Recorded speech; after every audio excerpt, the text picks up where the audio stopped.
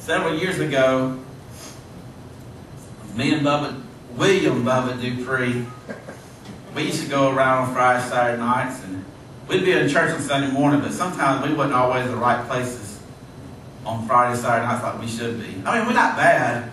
We just went to the rodeos. I mean, we had our boots and our cowboy buckles and our hats like we like them. I mean, we'd wear our boots and our hats in the middle of the mall to eat at the food court. We didn't care if it was in style or not. And so if you want to know anything about me, about my past, you're allowed to ask anybody in this town except Bubba Dupree. He got some dirt, some black metal on me, ain't nobody need to know about. And me and Bubba, we went to some rodeos, we went to some wrestling matches. One time we went to Columbus to the Civic Center. I'm not talking about the nice fancy. I'm talking about that old nasty Civic Center that was down there in the same place. And they had an event called a Bad Man Contest. And this ain't fancy, and there ain't no lights, there ain't no $1,000, $10,000 prize, HBO ain't there with no cameras. It's just, if you think you bad, come and get in the ring. For $5, we'll let you fight, and everybody else is going to sit around and watch.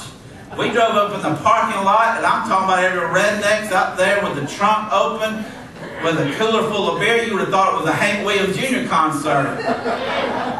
I'm just talking about, I mean, there was people that they didn't show up to fight, but the time they got some liquid courage in them, they was ready to fight. And I'm talking about some people that night got hurt because they was filled with some courage from their liquid and from their friends. They should have known better. And some of you could tell before they got in there, they didn't have no official outfit. They had on blue jeans and boots. And somebody stuck some gloves on and said, go at it. And I mean, I came from a wrestling high school background. I mean, I can tell kind of who's going to win, who's going to lose. And 99% of the time, I'm right. I can tell you who's going to win, who's going to lose. About 3 or 4 matches in there, the chubby white boy got in the ring, and we said, uh-oh, here he goes. This ain't going to last long. One of his friends was sitting behind us, and his friend had a care in the world. His friend was relaxed, sitting back. We'd seen him over there, taping him up, and his friend didn't have any stress in his life, going whatever. And we said, hey, that's your buddy up there? He said, yeah. He said, we used to be in the military, now we out of the military, and we kind of gotten out of shape, but my buddy, he thinks he can box a little bit, and so here he is. And we said, well, he don't look too good a shape. We look in better shape than he does. And he's fighting a big old muscle-bound dude. I mean, he brought his own gloves with him. He got the little thing with the nameplate on it. He got the real boots. I ain't talking about some Dickie boots and Georgia boots. He got real bona fide boxing boots on. Some of them people that show up at the Bad Man Contest, you better watch out. They didn't just get drunk in the parking lot and show up. They've been training. They got a plan, and they're going to beat your head in if you're not prepared. And he had, big chubby boy, he was wearing some sweatpants. If you can't get no more redneck than sweatpants, I'm not talking about big AU Auburn, Alabama. I'm talking about gray, $3.99 sweatpants and sweatshirt. I mean, if he'd been red, he'd look like the Kool-Aid Man. I mean, just bad shape. And here he is against Mr. Boxer. Mr. Boxer brought his own stool, his spit bottle, he got trainers. He got his own cut men, and Fat Boy just over here in his stupid flannel sweatpants. First round starts, that big old boy goes there, and all Fat Boy can do is hold his hands up like this. And we sit there and we giggled, and we laughed at Fat Boy. Fat Boy just about went down within the first minute. But he went and hid in the corner and held his ground. I don't even think he didn't throw one punch the first round.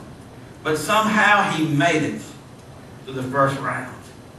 And me and Bubba looked at ourselves and said, Fat Boy's about to get killed. Somebody throw in the towel for Fat Boy. And we looked back at his friend, and his friend could have a care in the world.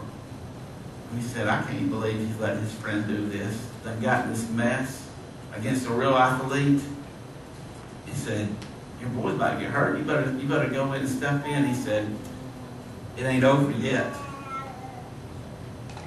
It ain't over yet. Second round came and Fat Boy started throwing some punches. He got in a couple of good licks and everybody said, ooh, Fat Boy coming to life. By the third round, the only person left throwing punches was Fat Boy.